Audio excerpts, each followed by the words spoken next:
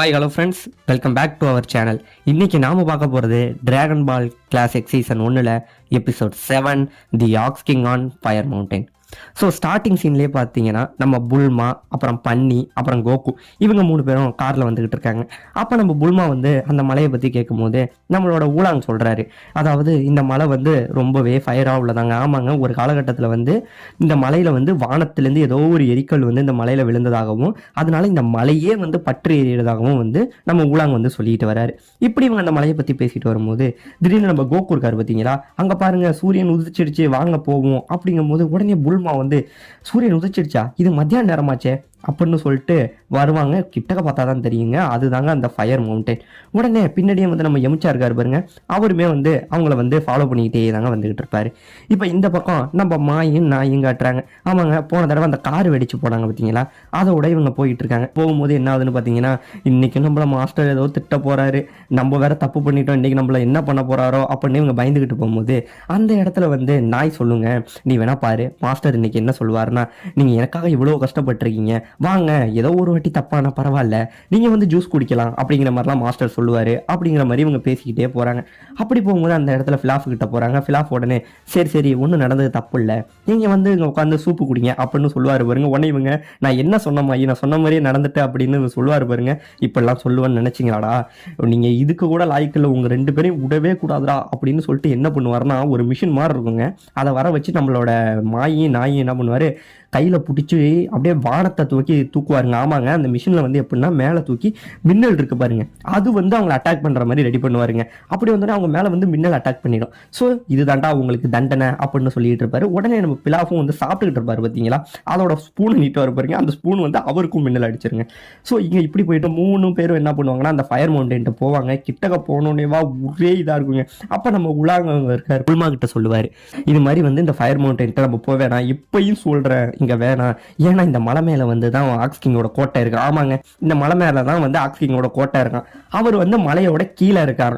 ஏன் அப்படின்னு பார்த்தீங்கன்னா, அவர் மலை மேலே வந்து நிறைய பொக்கிஷங்கள், புதையல்கள் இது எல்லாமே வந்து அவரோட கோட்டையில் இருக்கிறதாகவும், இந்த கோட்டை யார் கொள்ளையடிக்க வராங்களோ அவங்க எல்லாருமே வந்து ஆக்ஸ் கிங் வந்து கொள்றதாகவுமே வந்து ஒரு ரூமர் போயிட்டு இருக்கு. அது மட்டும் கிடையாம இதை பற்றி ஸ்கூல் புத்தகங்களில் கூட இருக்கு புல்மா, அதனால நம்ம இதை இப்பயே கைவிட்டுறலாம் அப்படின்னு சொல்லிட்டு என்ன பண்ணுறாருன்னா, ஊலாங் பயத்திலே வந்து காரில் ஏறி தப்பிக்க போறாருங்க. அப்படி அவங்க தப்பிக்கும் போது உடனே புல்மா என்ன சொல்லுவாங்க, பிக்கி பிக்கி அப்படின்னு ஒரு சவுண்டை போடுவாங்க பாருங்க. நம்ம ஆளுக்கு தான் வந்து அந்த சவுண்டை போட்டாவே வயிற்ற கலக்க ஆரம்பிச்சிருமே. உடனே அவரும் திருப்பி பயத்தில் வந்து வரவும் செய்வாருங்க.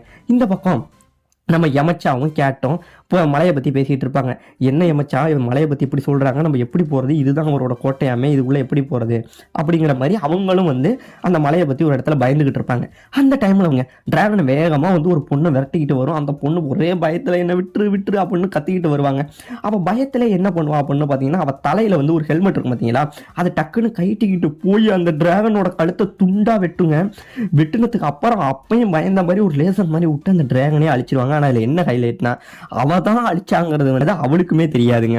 உடனே என்ன ஆகும் அப்படின்னு பார்த்தீங்கன்னா, இதை பார்த்தோன்னே பூனை பயந்துக்கிட்டு எமச்சா யாரா இது, அந்த பொண்ணு இவ்வளவு பண்ணுறா அப்படிங்கிற மாதிரி பயந்துக்கிட்டு இருப்பாங்க. உடனே அந்த பொண்ணு கிட்டக்க வந்து பார்த்தோன்னே இவ்வளோ என்ன பண்ணுவா அப்படின்னு பார்த்தீங்கன்னா, அந்த பொண்ணை பார்த்தோன்னே எமச்சா வந்து பேச போவாங்க. அப்போனே நீங்களும் என்ன இது பண்ணுறீங்களா, நீங்களும் எனக்கு ஆபத்தை கொடுக்க போறீங்களான்னு சொல்லி லேசர் எடுத்து எமச்சா மேலே தாக்க விரும்புறீங்க. உடனே எமச்சா ஒரு ஜம்ப் பண்ணி நான் உன்னை ஒன்றுமே பண்ணல அப்படின்னு சொல்லிட்டு செவில்ல வைப்பாரு பாருங்க அந்த பொண்ணுக்கு. உடனே அந்த பொண்ணு வந்து அப்படியே மயங்கி விழுந்துருங்க. உடனே பூனை வந்து என்ன மச்சான் நீ பொம்பளைவங்கனாலே பயப்படுவியா அப்படின்னு, என் வயசு உள்ள அடல்ட்டுக்கிட்ட மட்டும்தான், இந்த மாதிரி குழந்தைங்கள்ட்ட நான் பயப்பட மாட்டேன் அப்படின்னு சொல்லிட்டு அடிச்சுட்டு வந்துக்கிட்டு இருப்பாங்க. ஸோ அப்போ நம்ம புல்மாவை காட்டுவாங்க. இந்த இடத்துல வந்து புல்மா அவங்க எல்லாருமே இந்த ஃபயர் மவுண்டைன்ட்ட வந்துட்டாங்க பார்த்தீங்களா. அவங்க உடனே கோகு என்ன சொல்லுவாங்க, கோகு எனக்காக உன்னோட ஃப்ளையிங் நிம்பஸ் மூலமாக அந்த மலையை போய் பார்க்க முடியுமா, மலை மேலே நீ ஏறி போய் எனக்காக அந்த டிராகன் பாலை எடுத்துகிட்டு வர முடியுமான்னு எதுவுமே முயற்சி பண்ணாத வரைக்கும் என்னால் சொல்ல முடியாது புல்மா, உனக்காக நான் எப்படியாச்சும் அந்த மலை மேலே ஏற பார்க்குறேன் அப்படின்னு சொல்லிட்டு நம்ம கோகு இருக்காரு பாருங்க, ஃப்ளையிங் நிம்பஸ் அப்படின்னு சொல்லிட்டு வேகமாக மலை மேலே போவாருங்க. ஆனால் அப்படி போகும்போது என்ன ஆகுன்னு பார்த்தீங்கன்னா, அவர் வேகமாக போய் பார்த்துக்கிட்டு இருப்பார். திடீர்னு அவரோட ஃப்ளையிங் நிம்பஸ் வந்து அப்படியே தீ பிடிச்சிருங்க.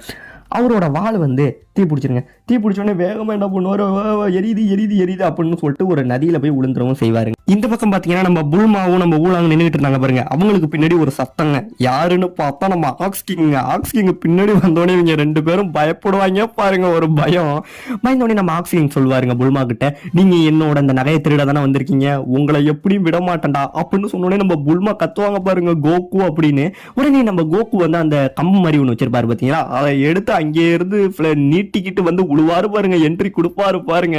கொடுத்தோடனே நம்ம ஆக்ஸ்கிங்குக்கும் கோகுக்கும் இந்த இடத்துல ஒரு சண்டை வருங்க. அவர் சொல்லுவாரு, இந்த மாதிரி நீ இன்னும் என்னோட நகையை திருட தான் வந்திருக்க, உன்னை விட மாட்டேன் அப்படிங்கும் போது நம்மளோட கோகுக்கும் அவருக்கும் சரியான சண்டை வரும். அவரும் வந்து நம்ம ஆக்ஸ்கிங்கை என்னென்னமோ அடிச்சு பார்ப்பாருங்க. ஆனா நம்ம ஆக்ஸ்கிங்குக்கா மேல ஒரு அடி கூட விழாதுங்க. ஆமாங்க, ஏன்னா ஆக்ஸ்கிங்கோட தோல் வந்து பாறை மாதிரி இருக்குங்க. ஆனா ஒண்ணுமே ஆகாது. அப்படி இருந்துமே வந்து நம்ம கோகு வந்து என்னென்னமோ ட்ரை பண்ணியும் முடியாம போயிடும் பாத்தீங்களா. உடனே இந்த இடத்துல அவங்க சண்டையை முடிச்சுக்கவும் செய்வாங்க. அப்பதான் வந்து நம்ம ஆக்ஸ்கிங் வந்து கோகுவை பத்தி கேட்பாரு, இந்த ஆயுதத்தை நான் இதுக்கு முன்னாடி எங்கேயோ பார்த்திருக்கேன், இது உங்க தாத்தா யூஸ் பண்ணது தானே அப்படின்னு. கோகன் அப்படிங்கிறவரை பத்தி இப்ப நம்ம ஆக்ஸ்கிங்குக்கு தெரியுங்க. உடனே இவருக்கும் தெரிஞ்ச உடனே நம்ம புல்மா ஊலாங்கா பெரிய ஷாக் ஆகுங்க. ஆமாங்க, அதாவது நம்ம ஆக்ஸ்கிங் சொல்லுவாரு, இது உங்க தாத்தா கோகன் யூஸ் பண்ணதான்னு. நம்ம கோகு கேட்பாரு, எங்க தாத்தா பத்தி உங்களுக்கு தெரியுமா அப்படிங்கும் போது, அதாவது உங்க தாத்தா நாங்க 2 பேரும் மாஸ்டர் ரோஷியோட ரொம்ப பழமையான ஒரு ஸ்டூடெண்ட்ஸ் அப்படிங்கும் போது தாங்க இங்க ஒரு சரியான ஒரு இதை வந்து அடுத்த இதை வந்து ஓப்பன் பண்ணவும் செய்வாங்க. ஸோ இவங்க தாத்தாவை பத்தின இன்ட்ரெஸ்டான பல நியூஸ் வந்து இந்த இடத்துல ஓப்பன் ஆகிட்டு இருக்கும். அதோட ஆக்ஸ்கிங் இருக்காரு பாத்தீங்களா, அவரு நம்ம கோகுவோட ஒரு டீல் ஒன்று போடுவாருங்க. ஆமாங்க, அவர் வந்து நம்ம கோகு கிட்ட வந்து ஒரு ஹெல்ப்பும் கேட்பாரு. என்ன அப்படின்னு பாத்தீங்கன்னா, எனக்காக கோகு நீ வந்து மாஸ்டர் ரோஷி கிட்ட போய் பேங்க் ஷோ ஃபேன் அப்படின்னு வந்து அவர்கிட்ட ஒரு ஃபேன் இருக்காங்க, அதை வச்சு விசிறணும்னா இந்த மலையில உள்ள மொத்த நெருப்பே அணைஞ்சிரும், அப்படியாப்பட்ட பவர்ஃபுல்லானது வந்து மாஸ்டர்கிட்ட இருக்கு, எனக்காக நீ அதை இங்க கொண்டு வர முடியுமா அப்படிங்கிற மாதிரி நம்ம கோகு கிட்ட கேட்பாருங்க. ஆனா கோகு என்ன சொல்லுவாரு அப்படின்னு பாத்தீங்கன்னா, ஓகே உங்களுக்காக நான் இதை பண்றேன், அப்படி ஒருவேளை நான் உங்களுக்கு இதை பண்ணும்போது உங்கள்கிட்ட இருக்கிற டிராகன் பாலை நீங்க எனக்கு தருவீங்களா அப்படிங்கும் போது, டிராகன் பாலா அப்படிங்கிற மாதிரி இவர் முடிச்சுக்கிட்டு இருப்பாரு. அப்ப நம்ம கோகு ஆல்ரெடி அவங்க தாத்தாவோட டிராகன் பால் வச்சிருப்பாரு பாத்தீங்கன்னா, அதை எடுத்து காட்டி இதுதான் டிராகன் பால், இந்த மாதிரி உங்ககிட்ட ஒண்ணு இருக்கு, எனக்காக அந்த டிராகன் பாலை நீங்க தர முடியுமா அப்படிங்கிற மாதிரி கேட்பாருங்க. உடனே அவரும் சரி உனக்காக நான் இது பண்றேன், இன்னொரு விஷயம் கோகு, அப்படி நீ போகும்போது வழியில வந்து என்னோட பொண்ணு வந்து சீச்சி இருக்கா, அவ வந்து நேத்து எப்படின்னா மாஸ்டர் ரோஷியை தேட சொல்லி நான் அவளை அனுப்புனேன், அவளை வந்து எங்கேயோ காணா போயிட்டா, எனக்காக முடிஞ்ச நீ அவளையும் கூட்டிக்கிட்டு போய் மாஸ்டரை இது பண்ணிட்டு வர முடியுமா அப்படின்னு வந்து சொல்லுவாருங்க. உடனே இதை பார்த்தோன்னே நம்ம ஊலாங் வந்து இவரோட பொண்ணா அது எப்படி இருக்குன்னு சொல்லி இவரு ஒரு இமேஜின் பண்ணுவாருங்க. ஆனா இவர் அந்த பொண்ணோட போட்டோவை காமிச்சோடனே வரும் பாருங்க அவருக்கு இது. ஆமாங்க, அந்த பொண்ணு அவ்வளவு அழகா இருப்பாங்க. ஆமாங்க, அந்த பொண்ணு வந்து ரொம்பவே அழகா இருப்பா. அந்த பொண்ணு வேற யாரும் இல்லைங்க, நம்ம யமச்சா வந்து அடிச்சா பார்த்தீங்களா ஒரு பொண்ணு, அதுதாங்க ஆக்ஸ்கிங்கோட பொண்ணு. இதை பார்த்தோன்னே நம்ம யமச்சாவுக்கு ஆஹா ஒரே பயம் வரும் பாருங்க, இதை விட்டுறக்கூடாதுரா அப்படின்னு சொல்லிட்டு. ஏன்னா அந்த விஷயம் தெரிஞ்சிட்டுனா தான் நம்ம ஜெயிண்ட் வந்து ஆக்ஸ்கிங் வந்து தான் யமச்சாவை கொண்டுடுவாரு. அந்த பயத்தினால இவங்க 2 பேரும் பயந்துக்கிட்டு மறுபடியும் வந்து அவளை பார்க்கறதுக்காக வந்து யமச்சா வேகமா ஓடுவாங்க. இப்படி போகும்போது அவள் அதே இடத்துல மயங்கி கிடப்பா. அவளை பார்த்து இவன் பேசுவான், சீச்சி சீச்சின்மா பேரை சொன்னோடனே அவங்களுக்கு ஒரு இது, ஏன் பேர் உனக்கு எப்படி தெரியும் அப்படிங்கும் போது, இந்த மாதிரி வந்து சீச்சி நான் உன்னை இதுக்கு முன்னாடி அடிச்ச மத்தியா, அது உன் மேலே நான் ஒரு அன்புல தான் அடித்தேன், உண்மையை சொல்ல போனால் நான் உன்னை ரொம்பவே விரும்புகிறேன் அப்படிங்கிற மாதிரி பயத்தில் நம்மளால எதோ உழம்பிக்கிட்டு இருப்பாருங்க. அங்கே இப்போ பார்த்தீங்கன்னா அவங்க வந்து உழம்பிக்கிட்டு இருப்பாரு. அது போக நம்ம சீச்சி கிட்ட சொல்லுவாரு, நான் அந்த மாதிரி உன்னை லவ் பண்ணுறேன் அப்படிங்கிற மாதிரி நம்ம யமச்சா சொல்லுவாருங்க. உடனே சீச்சிக்கா இது வரைக்கும் என்கிட்ட யாருமே இப்படி சொன்னதில்லை, ஏன்னா சீச்சிக்குமே வந்து இது வரைக்கும் அதிகமான பசங்கள் வந்து அவங்கள்ட்ட பேசுனதும் கிடையாது, அவங்கள பார்த்தாலே பயம் அந்த மாதிரி இருந்துகிட்டு இருக்குங்க.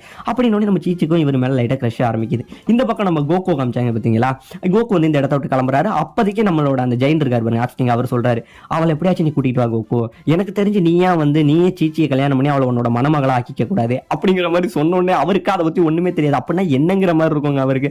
சரி வேற வழி இல்லாம கோகு அந்த இடத்த விட்டு கிளம்புறாரு. இப்படி வரும்போது கோகு வந்து இவங்க பேசிக்கிட்டு இருக்கும்போது கோகு மேல வருவார் பாருங்க. அதை பார்த்தோன்னே நம்ம யமச்சா வந்து பயத்துல ஓடியே போயிடுவாங்க. ஏன்னா கோகு இவன் இருக்கிறது அங்க தெரியக்கூடாது அப்படிங்கிறனால யமச்சா வந்து இங்க இருந்து போயிடுவாருங்க. அதுக்கப்புறம் நம்மளோட கோகு இருக்காரு பாருங்க, அவர் கீழே வந்து உன் பேரு சீச்சியா அப்படிம்பாரு. ஆமா, இன்னைக்கு என்ன நிறைய பேர் என் பேரை சொல்றீங்க, இன்னைக்கு நான் மக்கள் மத்தியில அவ்வளவு பாப்புலர் ஆயிட்டேனா அப்படிங்கும் போது என்ன பண்ணுவாரு, இது மாதிரி உங்க அப்பாவோட வந்து என்னை கூட்டிகிட்டு போக சொன்னாரு, நீ மாஸ்டர் தேடி போகணுமா அப்படின்னு அவங்க அப்பா பத்தினா அங்க நடந்த எல்லா விஷயத்தையுமே கோகு வந்து இந்த இடத்துக்கிட்ட சீச்சி கிட்ட சொல்லுவாருங்க. உடனே பாத்தீங்கன்னா நம்ம ஃபிளையிங் நிம்பர்ஸ் இருக்கு பாத்தீங்களா, அதை அங்க இருந்து கூப்பிடுவாரு நம்ம கோகு.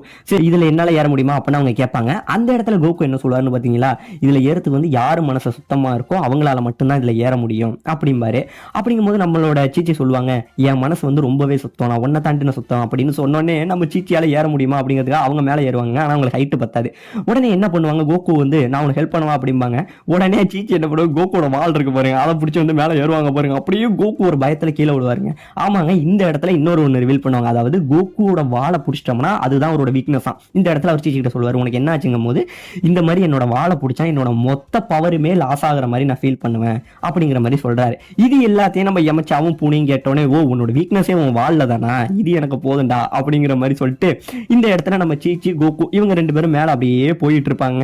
அப்ப நம்ம எமச்சா பிளான் பண்ணுவாரு. அதாவது பூனை கேட்கும், எமச்சா அவங்க போறாங்க வா நம்ம அவங்கள ஃபாலோ பண்ணிட்டு போவேணாமா அப்படிங்கும் போது நம்மளோட எமச்சா சொல்லுவாரு, இல்ல அவங்க எப்படி அந்த ஃபயர் மவுண்டன்ல இருந்து 6வது டிராகன் பாலை கண்டுபிடிக்கிட்டோம், அதுக்கப்புறம் அவங்க 7வது டிராகன் பாலையும் கண்டுபிடிச்சதுக்கு அப்புறம் நம்ம எங்க விட்டோமோ அங்கேயே தான் அவங்க இது பண்ணி, அப்ப என்னோட அந்த ஃபிஸ்ட் இருக்கு பார்த்தீங்களா, அவன் வந்து ஒரு ஃபிஸ்ட் ஒன்று போடுவாப்ல பவர்ஃபுல், அந்த ஃபிஸ்ட்டை போட்டு நான் அவங்களை எப்படியாச்சும் தடுத்து எல்லா டிராகன் பாலையும் இது பண்ணிடுறேன் அப்படிங்கிற மாதிரி நம்ம எமச்சா சொல்லிட்டு இருப்பாங்க. இப்போ நம்ம கோகு அப்போ நம்ம சீச்சி இவங்க 2 பேரும் அந்த இதில் போயிட்டு இருப்பாங்க. அந்த நேரத்தில் பார்த்தீங்கன்னா நம்ம கோகு வந்து பொதுவாக ஒரு ஆனா பெண்ணாடி செக் பண்ணுவார்ல, அதே மாதிரி இந்த இடத்துல செக் பண்ணுவார் பாருங்க. நம்ம சீச்சிக்கு வரும் பாருங்க ஒரு கோபம், ஒரே அட்டிங்க, நீ என்னடா காரியம் பண்ணுன அப்படின்னு சொல்லிட்டு நம்ம சீச்சி அடிச்சோடனே கோகு மேலேருந்து கீழே விழுந்துருவாருங்க. அந்த இடத்துல வந்து பார்த்தீங்கன்னா நம்ம சீச்சியும் போய் பாறையில் முட்டிப்பாருங்க. இப்போ இந்த பக்கம் காமிச்சிங்கன்னா நம்மளோட ஆக்ஸ் கிங் இருப்பார், அவன் என் மகளை கண்டுபிடிச்சிருப்பானா, அவன் எப்படியாச்சும் மாஸ்டர் ரோஷி கிட்ட போவானா அப்படிங்கிற மாதிரி கேட்டுக்கிட்டு இருக்கும்போது நம்ம புல்மா அவன் அதெல்லாம் பண்ணுவான், அவன் இன்னொரு வேலையும் பண்ணுவான், அதை பண்ணாமல் இருந்தானா அவன் சரி அப்படிங்கிற மாதிரி நம்மளோட புல்மா புலம்பிக்கிட்டு இருப்பாங்க. இப்போ இவங்க 2 பேரும் போயிட்டு இருப்பாங்க. அந்த நேரத்தில் வந்து நம்ம சீச்சிக்கு வந்து கோகு மேலே வந்து லவ் ஆயிடுங்க. ஆமாங்க, இந்த மாதிரி அவங்கள டச் பண்ணதா இருக்கட்டும், இந்த மாதிரி அவங்க மேலே கொண்ட கேர்னால இந்த இடத்துல சீச்சி வந்து கோகுவை வந்து விரும்புவாங்க. அவங்க வந்து கோகுவை வந்து மை டியர் அப்படின்னு சொல்லுவாங்க. ஆனால் கோகுக்கா இது எதுவுமே புரியாது. அப்படின்னா என்ன அடுத்தவங்கிறதே அவருக்கு தெரியாத மாதிரி இருப்பாரு. அப்புறம் அவங்க போகும்போது வழியில் ஒரு டால்ஃபின் இருக்கும். இந்த மாதிரி மாஸ்டர் ரோஷியோட இடம் எங்கே இருக்குது அப்படின்னு அந்த டால்ஃபின்ட்ட கேட்பாங்க. அவர் நடுவில் ஒரு தீவில் இருப்பாருன்னு சொல்லும். உடனே கோகு அப்புறம் சீச்சி இவங்க 2 பேரும் நேராக மாஸ்டர் ரோஷியை போய் பார்த்துருவாங்க. பார்த்தோன்னே நம்ம மாஸ்டர் ரோஷியே நீ தானே அன்னைக்கு என்கிட்ட அந்த இது வாங்கினது, அப்ளிங் பஸ் வாங்கினது அப்படின்னு சொல்லிட்டு அவருக்கும் உங்களுக்கு தெரியும். உடனே இவங்க வந்து மாஸ்டர் ரோஷியை போய் பார்ப்பாங்க. இதுக்கப்புறம் மாஸ்டர் ரோஷி இவங்களோட வந்தாரா இல்லையா அங்கிறத நம்ம அடுத்த எபிசோட்ல பார்ப்போம். இதோட இந்த இடத்துல இந்த எபிசோட் முடியவும் செய்யும்.